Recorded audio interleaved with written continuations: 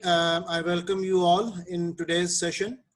आज का हमारा सेशन जो है वो लेबर लॉज से रिलेटेड वो होगा, जिसमें हम पाकिस्तान के कॉन्स्टिट्यूशन और पाकिस्तान के लेबर कोड प्रोसीजर्स और डिफरेंट लॉज जो फैक्ट्रीज कंपनीज को फॉलो अप करने हैं, इसके ऊपर हम आज की बात करेंगे। हमारे छोटे सेटअप्स में, जिसको हम एसएमई सेक्टर कहते हैं, स्मॉल एंड मीडियम एंटरप्राइजेस, वहां पर लेबर लॉज के ऊपर कोई खास तवज्जो वो नहीं दी जाती। गुजरांवाला के गिरदोनवा में बहुत सी फैक्ट्रियां, कारखाने जो डिफरेंट गली मोहल्लों में ऑपरेट कर रहे हैं, वो बहुत से लेबर लॉज को ना जानते हैं और ना उनको फॉलो करते हैं। लेकिन आप जरा से बड़े लेवल पर जब ऑपरेट करोगे तो आपको अंदाजा होगा कि वहां पर बेशुमार किस्म के लेबर लॉज हैं जिनको फॉलो करना बहुत जरूरी है, वरना आपके खिलाफ लेबर कोड प्रोसीजर्स जो हैं वो लॉन्च हो सकते हैं। यहाँ पर डिस्प्ले पर मैंने कुछ स्नैप्स आपके लिए इकट्ठी की हैं कि जिसमें पाकिस्तान के मुख्तलिफ इलाकों में मुख्तलिफ ऑर्गेनाइजेशन, कारखाने, कंपनीज, वहाँ पर किस किस किस्म की मुश्किलात का सामना वो HR वालों को करना पड़ता है और बेशुमार किस्म के कानूनी कार्रवाइयों से गुजरना पड़ता है। लिहाजा हमें बड़ा कॉन्शियस रहकर इस चीज़ को देखना पड़ेगा कि हम अपने आप को लेबर कोड प्रोसीजर से, लेबर यूनियन के मसाइल से वो किस तरीके से बचा सकते हैं। इसके अलावा अगर आप लेबर कोड और लेबर यूनियन के जो लीगल एस्पेक्ट्स हैं उनको आप एक वक्त के लिए अगर नजरअंदाज कर भी दो, तो आपको ये भी तो देखना है कि जो जितने भी इंसान आपके पास काम कर रहे हैं, क्या उनके हकूक आप मुकम्मल तौर पर अदा कर रहे हो? क्या आप अपने फराइज अंजाम दे रहे हो? अगर आप अपने फराइज अंजाम नहीं दे रहे हो, लोगों के हकूक अदा नहीं कर रहे हो, तो एक और बहुत बड़ी अदालत है जिसके अंदर आपको हाजिर होना है और वहां पर जाकर जाहिर है कि आप जवाबदेह होगे कि कहां कहां पर आपने लोगों के जो हकूक थे उनको इफेक्ट किया।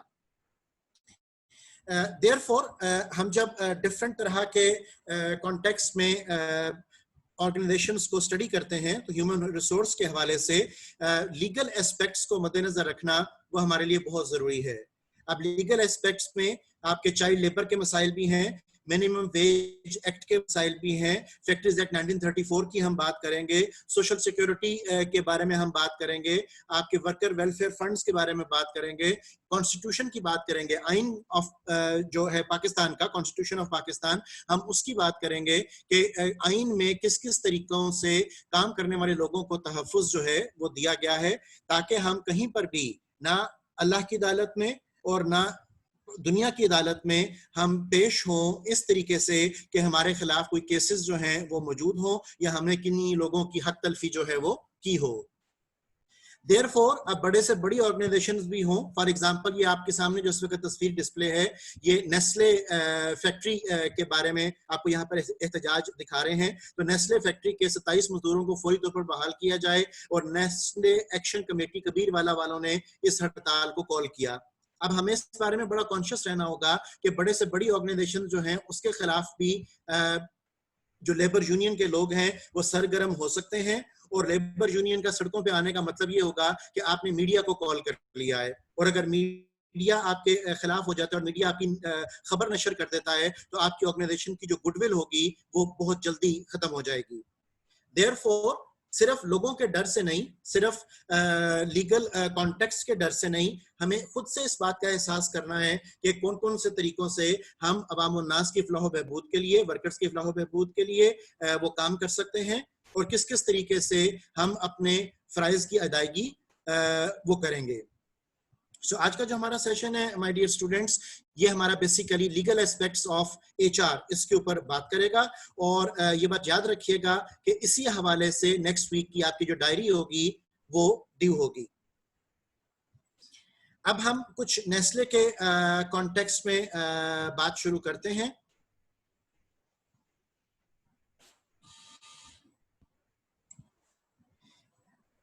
मेरी इस सारी डिस्कशन के दौरान में अगर आप लोगों के कोई सवाल हुए तो काइंडली आप चैट बॉक्स में उन सवालों को शेयर कर सकते हो। काइंडली चैट बॉक्स में मुझे सिर्फ ये मुतला कर दीजिए कि आप लोगों को स्लाइड और मेरी आवाज ठीक से आ रही है।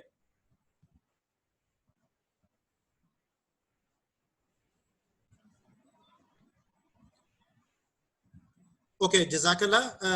अब डिस्कशन बेटा हम शुरू करते हैं, और यहाँ पर अब हमारी डिस्कशन है जी लीगल एस्पेक्ट्स ऑफ एचआर के हवाले से। आज के दिन मैं कोशिश करूंगा कि आप लोगों के साथ जो पाकिस्तान के प्योरली लॉज हैं उनके ऊपर बात करूं, जबकि आपकी जो किताब है वो नो डाउट अमेरिकन कॉन्टेक्स्ट में वो बात करती है। फॉर एग्जांपल, अमेरिकन कॉन्टेक्स्ट में आप अपनी किताब में पढ़ोगे टाइटल 7 1964 सिविल राइट्स एक्ट। अब ये जो आप अपनी किताब में टाइटल 7 1964 सिविल राइट्स एक्ट के बारे में पढ़ोगे, ये सिविल राइट्स एक्ट पाकिस्तान का नहीं है, ये अमेरिकन लॉ के मुताबिक है। पाकिस्तान में जब हम इस कानून की बात करेंगे तो वो बन जाएगा constitution of Islamic Republic of Pakistan 1973, chapter number 2, section number 27। ठीक है, तो अब दोनों के केस में आपको मैंने जरा सा एक मुवाजना दिया कि पाकिस्तान के केस में और अमेरिकन कॉन्टेक्स्ट में लॉज बहुत डिफरेंट हैं, लेकिन उन लॉज के अंदर की गई बातें जो हैं वो अक्सर औकात हमें सिमिलर वो मिलेंगी। देयरफॉर बेटा आज हम कोशिश करेंगे कि हम पाकिस्तान के जो प्योर लॉज हैं उनके बारे में बात करें। आप अपनी बुक के चैप्टर को भी जरूर देखिएगा, उसके अंदर भी अमेरिकन कॉन्टेक्स्ट में आपको लॉज दिए गए होंगे। मैं दोबारा से अर्ज कर रहा हूं कि पाकिस्तान के लॉज या अमेरिकन लॉज के टाइटल्स, नेम्स जो हैं वो डिफरेंट होते हैं, लेकिन अक्सर औकात बहुत से लॉज के अंदर हमें सिमिलैरिटी भी मिलेगी।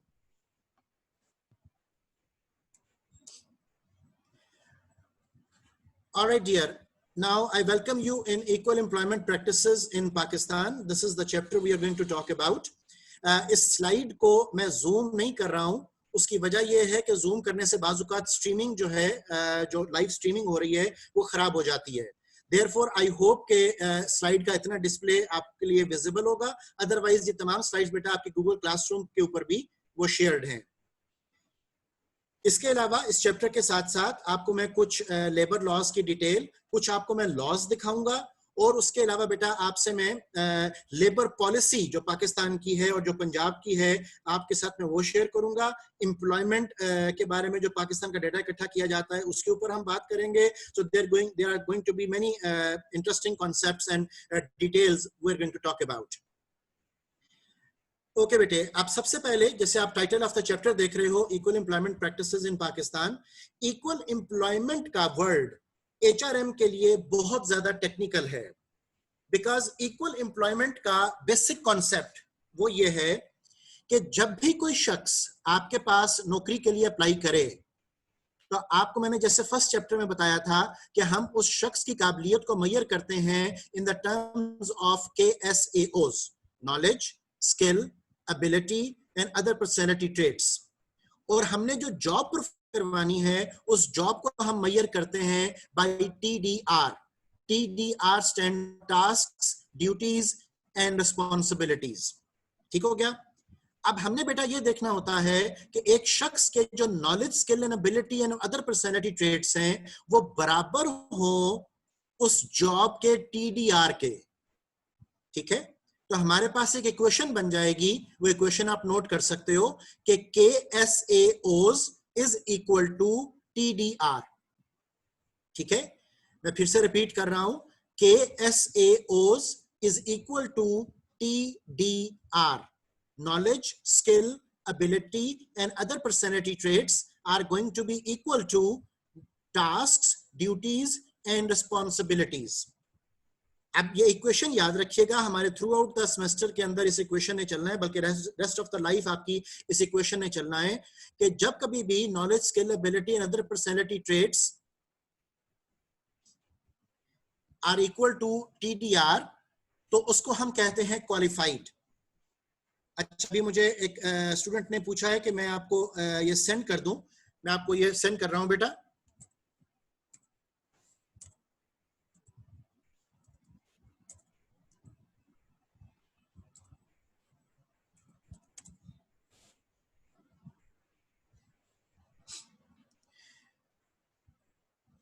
Okay, dear. Now you have received the term in the chat box. KSAOs is equal to TDR. Knowledge, skill, ability, other personality traits is equal to task, duties and responsibilities. याद रखिएगा कि जब भी ये question हमें इस तरह से नजर आए तो इसका मतलब होगा क्वालिफाइड। ठीक है, this equation would mean that the person we are going to hire is qualified. अब यहां पर एक बात याद रखिएगा कि क्वालिफाइड में, यहां पर बेटा एक बात याद रखिएगा कि क्वालिफाइड में और एजुकेटेड में वो फर्क होता है। क्वालिफाइड का मतलब होगा कि एक शख्स के knowledge, skill, ability, other personality traits उसकी जॉब मतलब टीडीआर के बराबर है। और एजुकेटेड का मतलब होता है कि उसके पास डिग्रीज एंड सर्टिफिकेट्स कौन कौन से हैं। और ये चीज एन मुमकिन है कि एक शख्स के KSAOs में एजुकेशन ना हो लेकिन वो क्वालिफाइड हो। फॉर एग्जाम्पल, आप एक सिक्योरिटी गार्ड रखते हो, वो सिक्योरिटी गार्ड में भी पढ़ा लिखा नहीं है लेकिन वो सिक्योरिटी बहुत अच्छी करता है। इसका मतलब ये होगा कि वो सिक्योरिटी गार्ड क्वालिफाइड तो है लेकिन वो सिक्योरिटी गार्ड एजुकेटेड नहीं है। तो अगर हम इस बात को इस इक्वेशन में लगाएं तो नॉलेज के केस में आपको मैंने बताया था कि हम 3 चीजों को काउंट करते हैं, एक्सपीरियंस, एजुकेशन और एक्सपोजर। तो उस नॉलेज में उसके पास एजुकेशन तो नहीं है लेकिन उसके पास एक्सपीरियंस और एक्सपोजर हो सकता है काम का 20 साल का हो। ठीक है, देयरफॉर बेटा आइंदा के लिए याद रखिएगा कि एजुकेटेड होने में और क्वालिफाइड होने में वो फर्क है। अब ये भी मुमकिन हो सकता है कि एक शख्स जो है वो उसने मास्टर्स किया हुआ है लेकिन वो नौकरी नहीं कर सकता। ठीक है, उसको काम करना नहीं आता है, तो वो पर्सन एजुकेटेड तो है लेकिन वो पर्सन क्वालिफाइड नहीं है। ओके, अब इस इक्वेशन में अगली बात जो याद रखने की है वो ये है कि अगर आपके KSAOs वो ज्यादा हो TDR से, जैसे आपको मैंने ये इक्वेशन भेजी, KSAOs ज्यादा हो TDR से, तो इसे बेटा कहते हैं ओवर क्वालिफाइड। और अगर हम उसका रिवर्स कर लें कि आपके KSAOs they are less then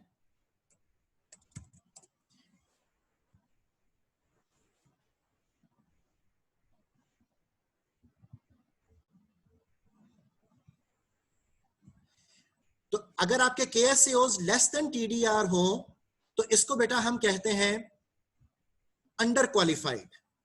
okay, आतिश ने मुझसे सवाल पूछा कि सिक्योरिटी गार्ड क्वालिफाइड कैसे हो गया।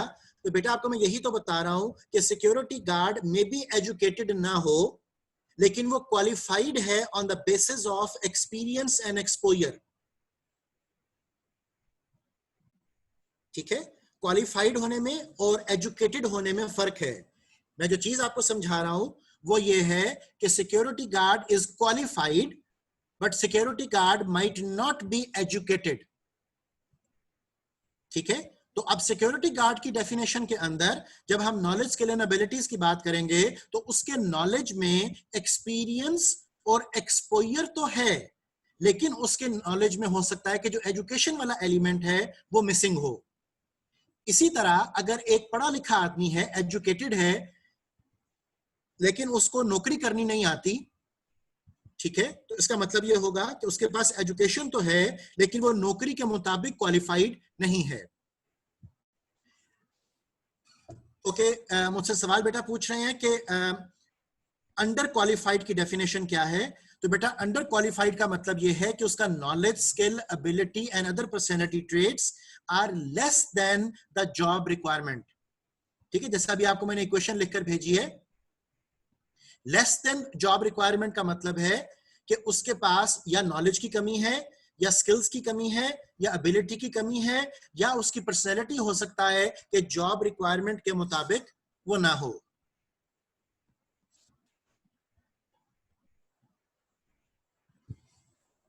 ओके डियर, अब जब हम knowledge, skill, ability and other personality traits की बात करते हैं तो यह बात याद रखिएगा कि इसमें यह शामिल नहीं होगा कि वो शख्स आदमी है या औरत है, वो शख्स किस मजहब से ताल्लुक रखता है, उस शख्स की नेशनैलिटी क्या है, वो पाकिस्तानी है, वो कैनेडियन है, वो अमेरिकन है, वो ब्रिटिश है, उसकी नेशनैलिटी भी मैटर नहीं करती, उसका रंग मैटर नहीं करता, उसका फिरका, उसकी जात, कोई चीज मैटर नहीं करती।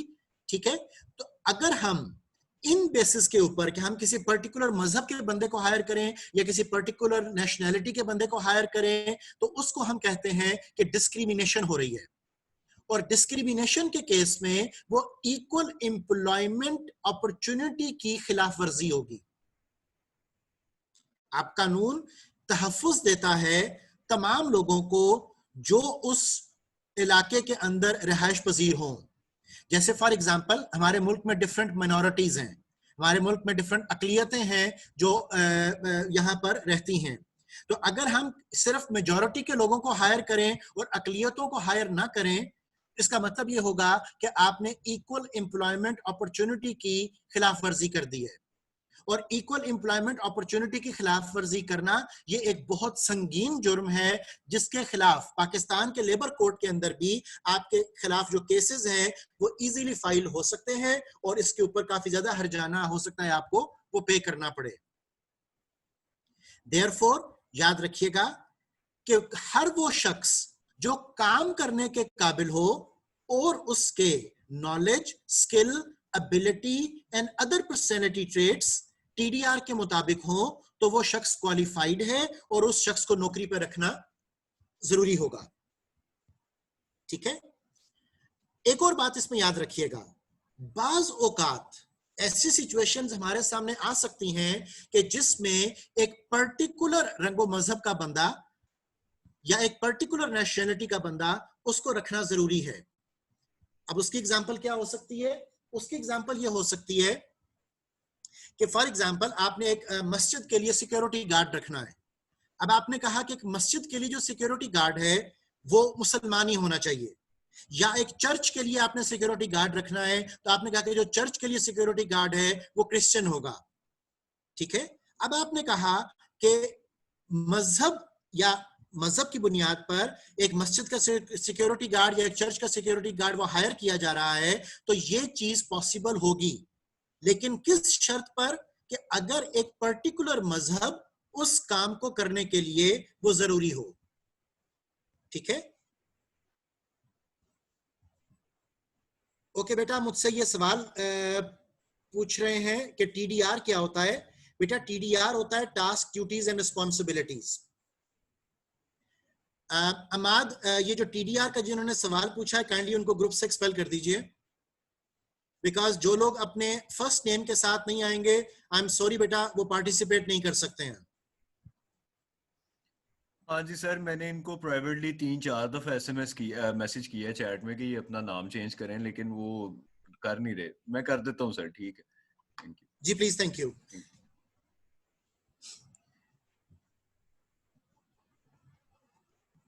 ओके बेटा, हम डिस्कस कर रहे हैं क्वालिफाइड की बात को, कि क्वालिफाइड वो शख्स होगा जिसके टीडीआरस, टास्क, ड्यूटीज एंड रिस्पॉन्सिबिलिटीज उसके केएसएओस के वो बराबर हों।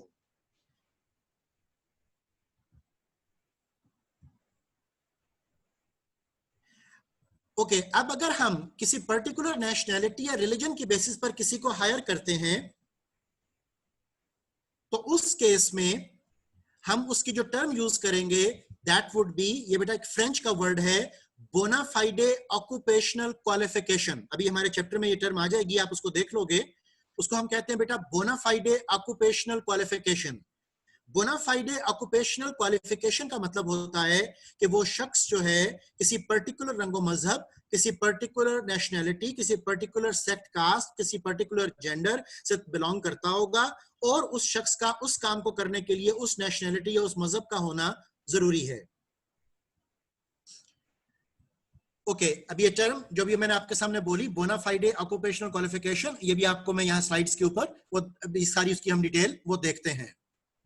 सो हमारे जो चैप्टर का टाइटल है बेसिकली, वो चैप्टर का टाइटल है बेटा equal employment practices in Pakistan. So Pakistan में हम तमाम लोगों को, चाहे वो अकलियत में हो या अकलियत में ना हो, उनको हम इक्वल एम्प्लॉयमेंट की अपॉर्चुनिटी वो प्रोवाइड करेंगे। इसकी जो एब्रीविएशन होती है ये आपको मैं चैट में लिख कर दे रहा हूं, इसको हम कहते हैं ईईओ, इक्वल एम्प्लॉयमेंट अपॉर्चुनिटी। ठीक है, अमेरिका में इसके बारे में एक पूरा इदारा बनाया गया जिसको कहते हैं EEOC, equal employment opportunity commission.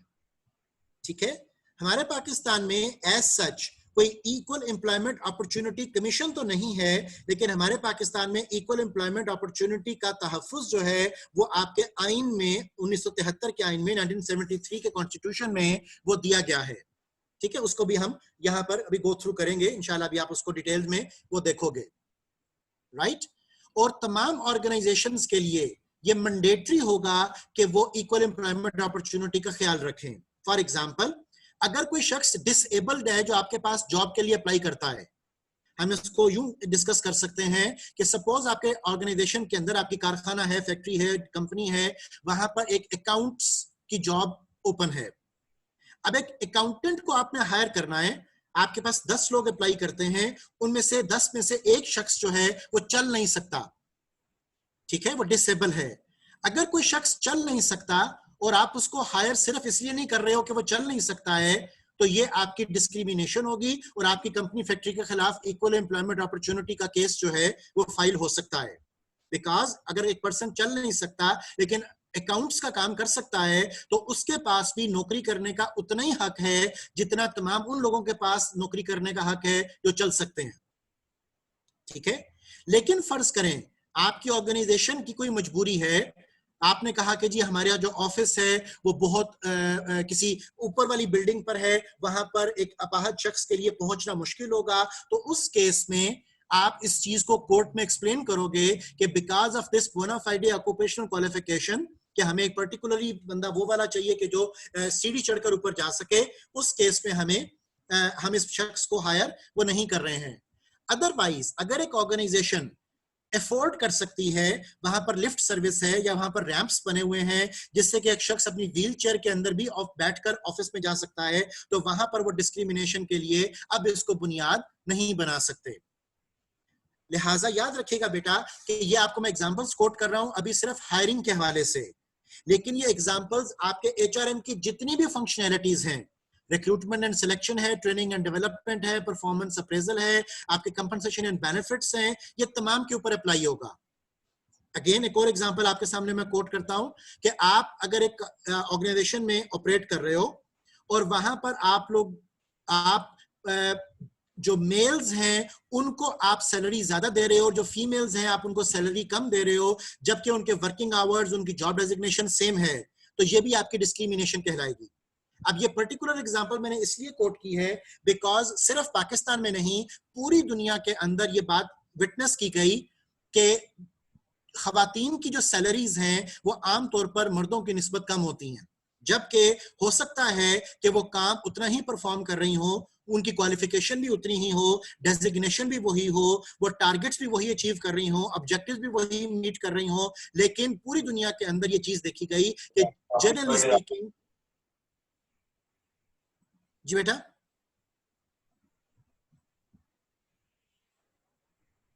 Any question बेटा?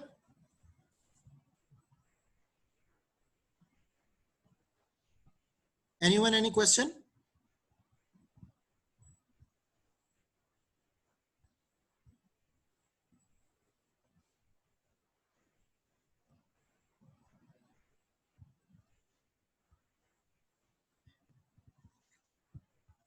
ओके डियर, मैं आपको एक्सप्लेन कर रहा हूं कि दुनिया के अंदर जो प्रैक्टिसेस थी, उन प्रैक्टिसेस के अंदर एक बात विटनेस की गई कि खवातीन की सैलरीज जो हैं, उनकी जो वेजेस हैं, they are generally less than the man, तो ये चीज भी डिस्क्रिमिनेशन कहलाएगी, ये चीज भी इक्वल एम्प्लॉयमेंट अपॉर्चुनिटी की खिलाफ वर्जी है।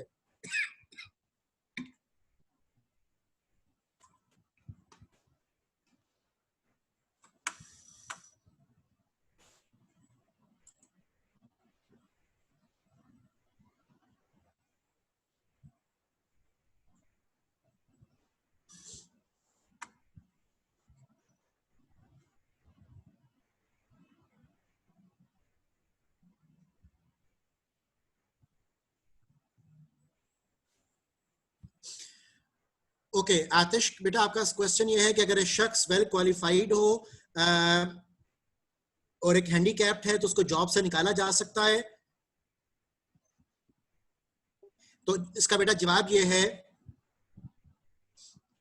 कि आप किसी भी शख्स को जो कि ऑलरेडी नौकरी पर हो सिर्फ इस वजह से निकाल दें कि वो हैंडीकैप्ड है, तो ये इक्वल एम्प्लॉयमेंट अपॉर्चुनिटी की खिलाफ वर्जी होगी। वो जाकर कोर्ट में आपके खिलाफ केस फाइल कर सकता है, लेकिन ऑर्गेनाइजेशन के जो एचआर के लोग होंगे, इंडस्ट्रियल रिलेशंस के लोग होंगे, उनको जाकर एक्सप्लेनेशन देनी पड़ेगी कि हमने अगर इस शख्स को निकाला तो क्यों निकाला, और क्या वजह है कि इसका हैंडीकैप होना जॉब को परफॉर्म करने के अंदर रुकावट है।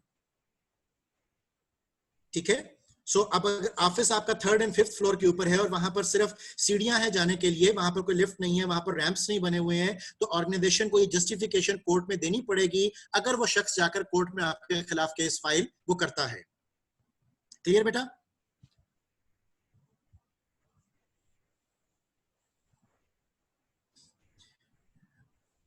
ऑल राइट, सो अब हम इस चैप्टर को टेक्निकली शुरू करते हैं। जो इस पे फर्दर डिटेल्स आती जाएंगी मैं आपके साथ डिस्कस करता जाऊंगा।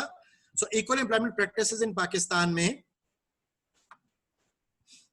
हमारे पास जो मेन आज डिस्कशंस चलेंगी वो आज हम कुछ लेबर लॉज के बारे में बात करेंगे और इक्वल एम्प्लॉयमेंट की डिस्कशन को वो टेक्निकली देखेंगे। अब इक्वल एम्प्लॉयमेंट अपॉर्चुनिटी की जो टिपिकल डेफिनेशन है वो आप देख लीजिए, आपकी स्लाइड पर डिस्प्ले होगी। Equal employment opportunity EEO prohibits रोकती है डिस्क्रिमिनेशन कि हम फर्क नहीं कर सकते against anyone on any pre context, किसी भी बेसिस पर, ना मजहब की बेसिस पर, ना जेंडर की बेसिस पर, ना सेक्ट कास्ट की बेसिस पर, ना नेशनैलिटी की बेसिस पर, इवन ना एज की बेसिस पर हम डिस्क्रिमिनेशन नहीं कर सकते।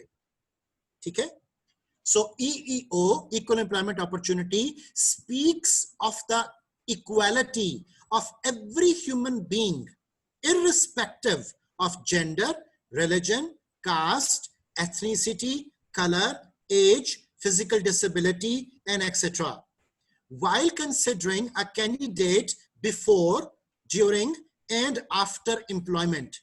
ठीक है, तो आतिश ये आपके बेटा सवाल का जवाब भी है, जैसे उसने एंड पर लिखा while considering a candidate before, during, and after employment. आप किसी भी स्टेज पर डिस्क्रिमिनेशन वो नहीं कर सकते उसके रंगो मजहब, उसके जेंडर, उसके एथनिसिटी, उसके रेस, कलर, किसी भी बेसिस के ऊपर। अच्छा, फर्ज करें कि अगर एक ऑर्गेनाइजेशन में डिस्क्रिमिनेशन हो रही है, ठीक है, एक अरसे से वहां पर डिस्क्रिमिनेशन किया जा रहा है, खास मजहब के लोगों को, खास फिरके के लोगों को, खास जात पात के लोगों को वो रखा जा रहा है, और अब इस ऑर्गेनाइजेशन को डर है कि यार हमारे खिलाफ केस फाइल हो सकता है। ठीक है, तो इससे पहले कि उनके खिलाफ केस फाइल हो वो क्या कर सकते हैं, ये बेटा स्लाइड के ऊपर आपकी अगली टर्म लिखी हुई है, अफर्मेटिव एक्शन। वो लोग अफर्मेटिव एक्शन लेंगे। अब अफर्मेटिव एक्शन का क्या मतलब है, देखिए वो कहते हैं कि these are conscious efforts to compensate past unfair and bias practices in organisations. ठीक है, सो ये आपके पास प्रैक्टिसेस होंगी, जिन प्रैक्टिसेस के जरिए आप क्या करोगे कि आप इन प्रैक्टिसेस के अंदर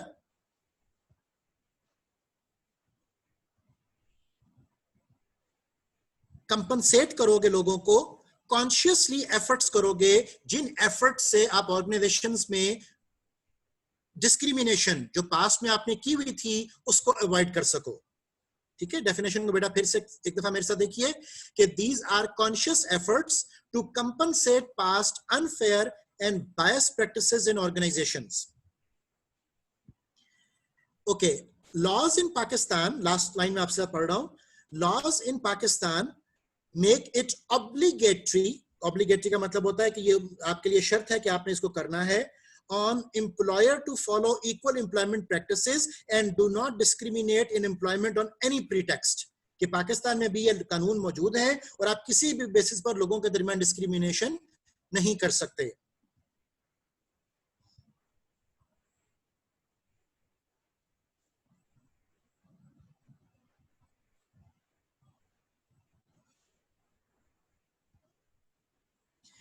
ओके, बेटा उनसे सवाल पूछा गया है कि अगर एक शख्स जॉब के दौरान उसका एक्सीडेंट हो जाता है और एक्सीडेंट की वजह से वो डिसेबल हो रहा है, लेकिन नौकरी वो कर सकता है लेकिन पहले की तरह नहीं कर सकता। अब इसके अंदर ऑर्गेनाइजेशन को सबसे पहले तो बेटा जो उसकी एक्सीडेंट और डिसेबिलिटी हुई है उसके इवज उसको कंपनसेट करना पड़ेगा। ठीक है, ये भी हम आगे लॉज में पढ़ेंगे कि अगर ड्यूरिंग द जॉब किसी का एक्सीडेंट हुआ है तो ऑर्गेनाइजेशन उसको कंपनसेट करेगी, उसको एक मुआवजा वो देना पड़ेगा, नंबर एक। नंबर दो, अब ऑर्गेनाइजेशन की पॉलिसी देखनी पड़ेगी कि क्या उस पॉलिसी में आफ्टर द एक्सीडेंट उस शख्स को रखने का आपके पास कोई पॉइंट है या नहीं है। ये भी किया जा सकता है कि वो ऑर्गेनाइजेशन उस शख्स को रखे तो सही, लेकिन उसकी जॉब ड्यूटी चेंज कर दे। ठीक है, अब ये उसका सारा क्या कहलाएगा? इसके लिए बेटा टर्म आप नोट कर सकते हैं, उसको हम कहते हैं CSR। The term is CSR।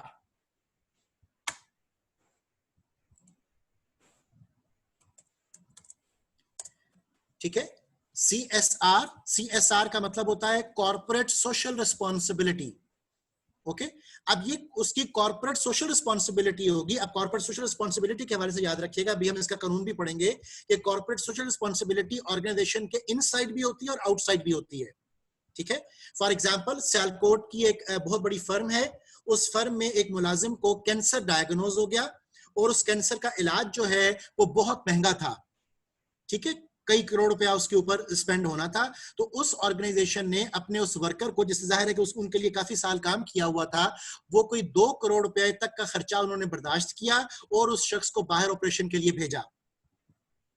ठीक है, सो अब ये जो उनका इकदाम था जिसके तहत उन्होंने करोड़ों रुपया एक शख्स की सेहत के लिए लगाया, सो ये उनका कहलाएगा CSR, कॉर्पोरेट सोशल रिस्पॉन्सिबिलिटी। आप कॉर्पोरेट सोशल रिस्पॉन्सिबिलिटी को जब हम लेकर आते हैं तो इसकी लीगल साइड्स भी हैं, ये आपका इखलाकी फर्ज भी है, और इसके अलावा ये काम करने से आपकी गुडविल भी बेहतर होती है। ठीक है, तो इस तरह के बहुत सारे बेनिफिट्स हैं कि अगर ऑर्गेनाइजेशन लोगों के फलाह बहबूद के लिए काम कर रही है, वो कोई लोगों को सपोर्ट कर रही है, वो कोई बाहर ग्रीन बेल्ट बना रही है, वो बाहर कोई स्कूल रन कर रही है। फॉर एग्जांपल आपको पता है बहुत सी ऑर्गेनाइजेशंस वो स्कूल भी रन करती हैं। अब स्कूल रन एक ऑर्गेनाइजेशन क्यों करती है? बिकॉज स्कूल को रन करना उसका CSR कहलाता है, कॉर्पोरेट सोशल रिस्पॉन्सिबिलिटी कहलाती है। ठीक है, सो इस तरह बहुत सारे फैक्टर्स हमारे पास ऐसे हैं कि जिन फैक्टर्स को हमें टेक्निकली समझना होता है कि ह्यूमन रिसोर्स मैनेजमेंट के डोमेन में रहते हुए किस किस तरीके से लोगों की फलाह बहबूद के लिए, अपने एम्प्लॉइज की फलाह बहबूद के लिए वो हम काम कर सकते हैं। ओके बेटा, अब हम एक स्टेप आगे और फर्दर चलते हैं।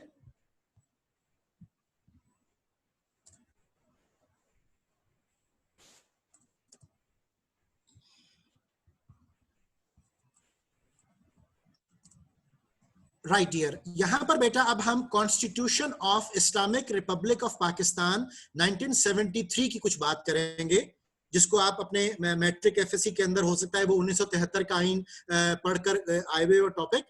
उस आइन में बेटा हमारे पास चैप्टर्स होते हैं। ठीक है, सो आइन का जो चैप्टर नंबर 2 है वो लोगों के हकूक के बारे में बात करता है।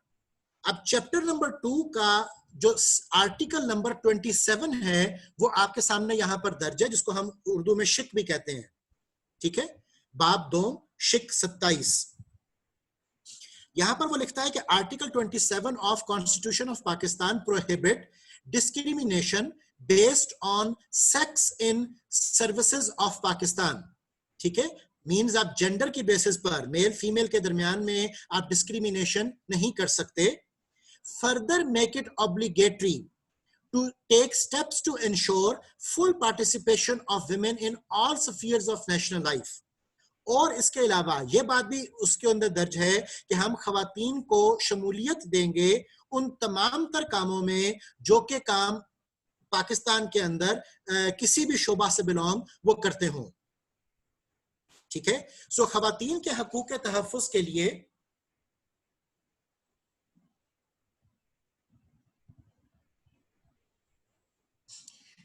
नहीं बेटा, ये प्रेफरेंशियल ट्रीटमेंट इसलिए नहीं कहलाएगा, उसकी एक रीजन है बड़ी सॉलिड सी। वो रीजन ये है कि हमारे पास एक टर्म HRM में आती है, उसको हम कहते हैं प्रोटेक्टेड क्लास। ठीक है, अब प्रोटेक्टेड क्लास में हमारे पास 4 लोग शामिल हैं। उन 4 लोगों को आप नोट कर लो। प्रोटेक्टेड क्लास में सबसे पहले बेटा होते हैं विमेन, उसके बाद बेटा होते हैं एबोरिजिनल। एबोरिजिनल उन लोगों को कहते हैं जो किसी इलाके के असल रहायशी हों। ठीक है, तीसरे लोग जो आपके प्रोटेक्टेड क्लास में होते हैं उसको हम कहते हैं मिनॉरिटी। ठीक है, किसी इलाके के जो अकलियत के लोग होते हैं। और जो चौथी कैटेगरी है हमारे पास उसे कहते हैं डिसेबल। ठीक है, अब ये 4 लोग बेटा याद रखिएगा, डिसेबल, विमेन, माइनॉरिटी और एबोरिजिनल। ये 4 लोग they are part of protected class, और इन लोगों के हकूक का तहफ़्फ़ुज़ करना हमारे लिए सबसे पहली शर्त होती है। यही वजह है कि इन चारों लोगों के लिए हमेशा कोटा रखा जाएगा, ठीक है। Therefore, आपका जो क्वेश्चन है कि ये प्रेफरेंशियल ट्रीटमेंट होगा और डिस्क्रिमिनेशन कहलाएगा, लिहाजा बेटा वो डिस्क्रिमिनेशन की कैटेगरी से निकल जाते हैं। एक और बात बेटा, हमारा जो सेशन है जूम का, ये एक्सपायर होने वाला है तकरीबन 1 मिनट में। 1 मिनट के बाद हम दोबारा अपने इस जूम सेशन को ज्वाइन करेंगे। आपको ईमेल अभी फॉरवर्ड हो चुकी होगी, आप उस ईमेल पे काइंडली क्लिक करेंगे ताकि हमारा जूम का सेशन जो है वो कंटिन्यू रहे।